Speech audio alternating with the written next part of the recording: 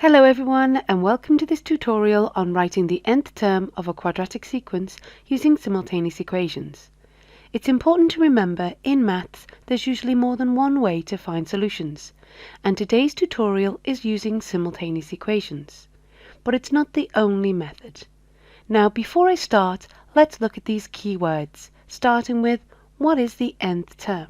Well, the nth term is basically a formula that allows us to use the position to find any term in the sequence. So let's look at the nth term or the formula of this sequence. Here I'm labeling each term or position. This is the first term, this is the second term, this is the third term, this is the fourth term, and this is the fifth term. Now using our formula or nth term, we can generate our sequence. So to find the first term, we substitute 1 into our nth term. 2 times 1 add 3 confirms our first term is 5. To find our second term, we substitute 2. 2 times 2 add 3 gives our second term, which is 7. To find our third term, we substitute 3. 2 times 3 add 3 gives our third term is 9. So on and so forth. So you can see how we generate our sequence using the position or the term number. Now let's have a look at our other sequence. This sequence has the nth term 3n squared plus 2n plus 5. Now to find the first term, we're going to substitute 1. 3 times 1 squared add 2 times 1 add 5 verifies our first term is 10. Our second term is when we substitute 2. 3 times 2 squared add 2 times 2 add 5 verifies our second term is 21. Confirming our third term means we substitute 3. 3 times 3 squared add 2 times 3 add 5 verifies our third term is 38. So you can see how our nth term is basically a formula, using the position to generate any term in the sequence. So now we know what the nth term is. Let's look at the keywords quadratic sequence. Firstly, let's look at the word linear. This sequence is linear because we have a constant first difference. In other words, the difference between each term is always the same. In this example, it's always 2. Now, another reason why it's linear is because if we plot our position 1 with the term number 5 and our position 2 with the term number 7, our position number 3 with the term number 9, and our position number 4 with the term number 11, so on and so forth, you can see we've made a straight line. This is another way to verify it's linear. Now it's very important to remember that all the values of n are whole positive numbers. In other words, we cannot get a decimal value of n. This is because our n values are natural numbers, and natural numbers are whole positive integers. Now, a general template for a linear sequence is an plus b is equal to the nth term, as you can see in this example. Now let's look at our quadratic sequence. This sequence is quadratic because we have a constant second difference. In other words, working out the difference between our terms, you can see they are not constant, they are not the same. But working out the difference of the difference, we have a constant value of 6. In other words, we have a constant second difference. This verifies that our sequence is quadratic. Another way to verify if our sequence is quadratic, if we were to plot the position number against the term value. Here I've illustrated the parabola, but please do remember the values of n are natural whole numbers. But as you can see, plotting the first position with 10, the second position with 21, so on and so forth, we would have formed a parabola. The general template for any quadratic sequence is an squared plus bn plus c, as you can see in this example. Now we know a linear sequence will always have a constant first difference and is always in the form of an plus b is equal to the nth term. A quadratic sequence will always have a constant second difference and is always in the form an squared plus bn plus c. So let's see if we can apply it to an exam question. In this question it states, this expression can be used to generate a sequence of numbers, n squared minus n plus 11. We're asked to work out the first three terms. See if you can give it a go and press pause if you need.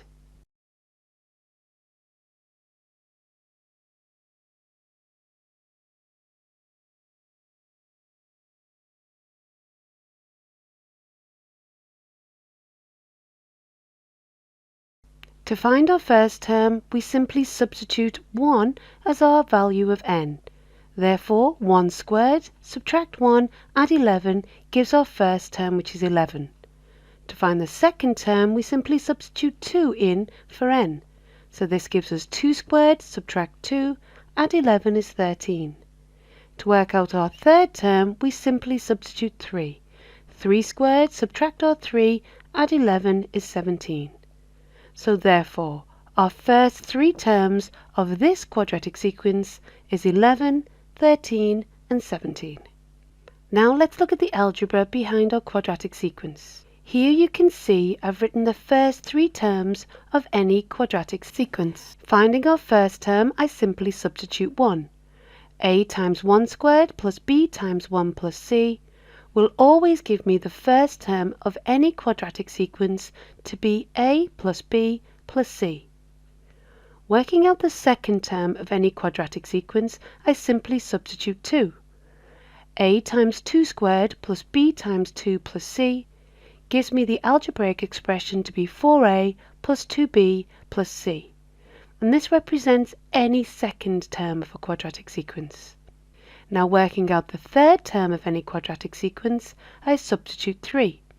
A times 3 squared plus b times 3 plus c gives me the third term of any quadratic sequence to be 9a plus 3b plus c. These represent our first three terms of any quadratic sequence. Now, let's work out the difference between term 2 and term 1 by subtracting. Here you can see 4a plus 2b at c, subtracting a plus b plus c.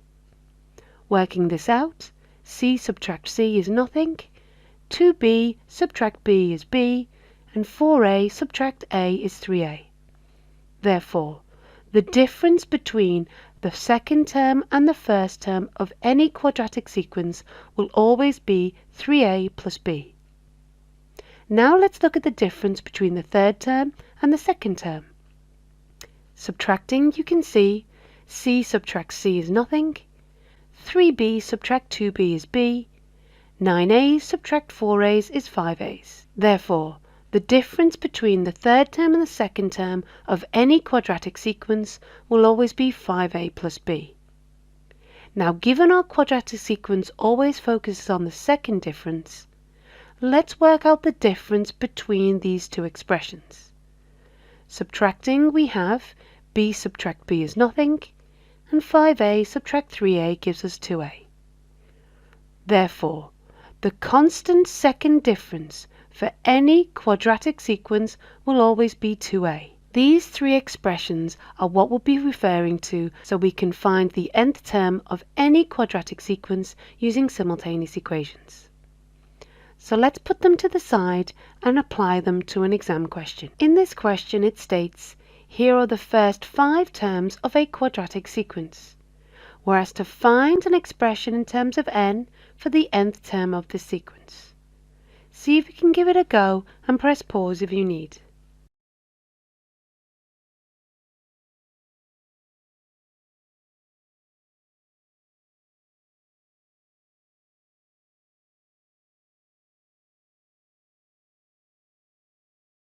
Let's refer to our algebraic expressions. Firstly, we can form an equation knowing that the first term is a plus b plus c. So therefore, equation 1, a plus b plus c is equal to 10. Secondly, we can form a second equation using our expression that the difference between the first term and the second term is always 3a plus b. So working out our difference, we can see the difference between the first term and the second term is 11. So therefore, equation 2 states 3a plus b must be 11. Lastly, we know our expression for the constant second difference is always 2a. Therefore, working out the difference, we can see our third equation is 2a is equal to 6. Now we can solve simultaneously. Looking at equation 3, it's clear to see if 2a is equal to 6, therefore a must be equal to 3. Substituting this in to equation 2, it's clear that 3 times 3 add b is 11. Therefore, we know 9 add b is 11, so we can work out b to be 2. Lastly, now we know a is 3 and b is 2, we can substitute into equation 1. We know a plus b plus c is equal to 10. Given we know a is 3, b is 2, we can work out the value of c to be 5. So, our nth term of our quadratic sequence is an squared plus bn plus c. We know a is 3, b is 2, and c is 5. So we've found the nth term of our quadratic sequence using simultaneous equations. Now let's look at another exam question. Here are the first 5 terms of a quadratic sequence. We're asked to find an expression in terms of n for the nth term of this quadratic sequence. See if you can give it a go and press pause if you need.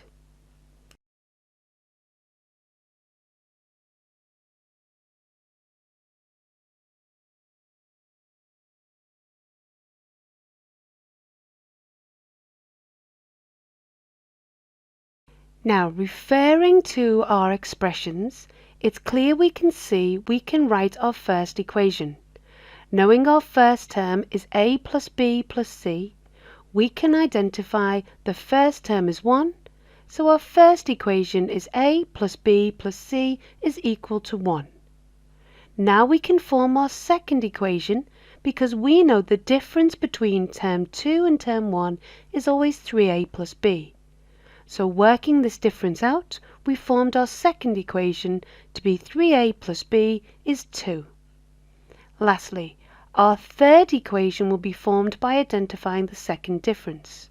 We know the second difference will always be 2a. So our third equation is 2a is equal to 2. Now we have our 3 equations, we can solve them simultaneously. It's clear to see from equation 3 that a must be 1. Now we know a is 1, we can substitute it into equation 2. Therefore, we have 3 times 1 add b is equal to 2. So we know that 3 add b is 2, so we can work out b to be minus 1. Now we know a and now we know b, we can substitute into equation 1. Equation 1 states a plus b plus c equals 1. Given a is 1, b is minus 1, and c is unknown, we can work out c to be 1. Therefore, the nth term of this quadratic sequence is n squared minus n plus 1. Now let's look at a slightly harder question, but the concept is still the same. This applies to any quadratic sequence. Here the question states, we're asked to find the nth term formula of the following sequence. See if you can give it a go and press pause if you need.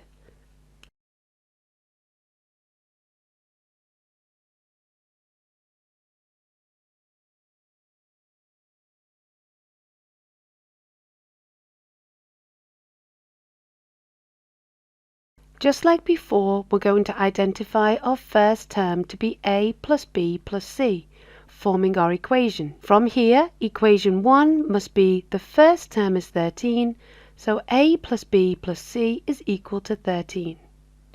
Now we know the difference between the first term and the second term is always 3a plus b. So working out this difference, we can identify our second equation. 3a plus b is equal to minus 1. Lastly, we know the second difference is always 2a. So working out the second difference of this quadratic sequence, we know 2a must be minus 4. So we have our three equations which can be solved simultaneously. Now, looking at equation 3, it's clear we can work out a to be minus 2. Substituting this into equation 2, we have 3 times minus 2, add our b is minus 1. Working this out, minus 6 add b is equal to minus 1. So therefore b must be equal to 5. Now we know a and b, we can substitute into equation 1. A plus b plus c equals 13. So substituting this in, we have minus 2, add the 5 plus the c is 13. So we can work out c to be 10. Therefore, the nth term of our quadratic sequence is minus 2n squared plus 5n plus 10. Now let's look at our last exam question. The question states the diagram shows the first 10 sides of a spiral pattern. It also gives the lengths in centimeters for the first 5 sides. The lengths in centimeters of this spiral form a sequence. We're asked to write an expression in terms of n for the length in centimeters for the nth side. We're then asked to work out the length of the 10th side. See if you can give it a go and press pause if you need.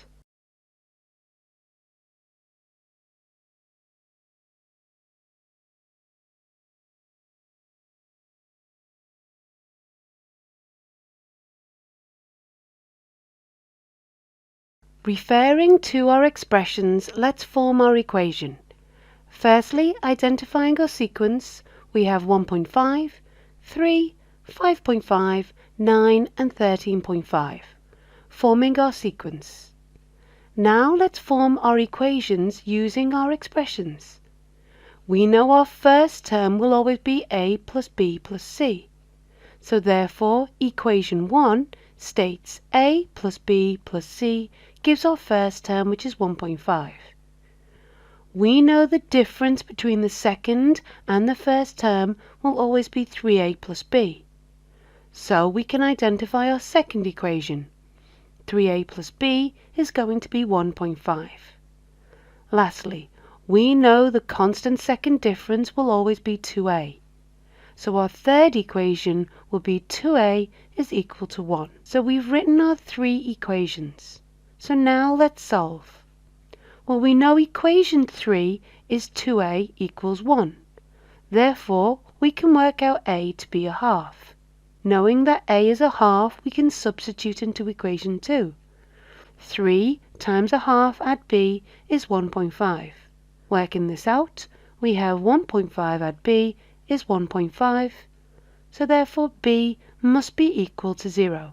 Now we know a and b, we can work out the value of c using equation 1. A plus b plus c is 1.5. We know a is a half, b is 0, and c is unknown, giving 1.5. Substituting in, we can find our c to equal 1. Therefore, we know the nth term of this quadratic sequence is a half n squared add 1. Now we can work out the length of the 10th side. If we know the nth term to be half n squared add 1, substituting 10 for n, we have a half times 10 squared add 1, a half times 100 add 1, gives us the 10th term to be 51. So, in summary, we've gone through the definition of an nth term. It's a formula using the position so to find any term in the sequence. We know the difference between a quadratic sequence and a linear sequence. A linear sequence will always have a constant first difference, and a quadratic sequence will always have a constant second difference. Lastly, we've identified our algebraic expressions which will help us form our equations, so we can work out the nth term of a quadratic sequence using simultaneous equations. If you like this video, please give us a thumbs up.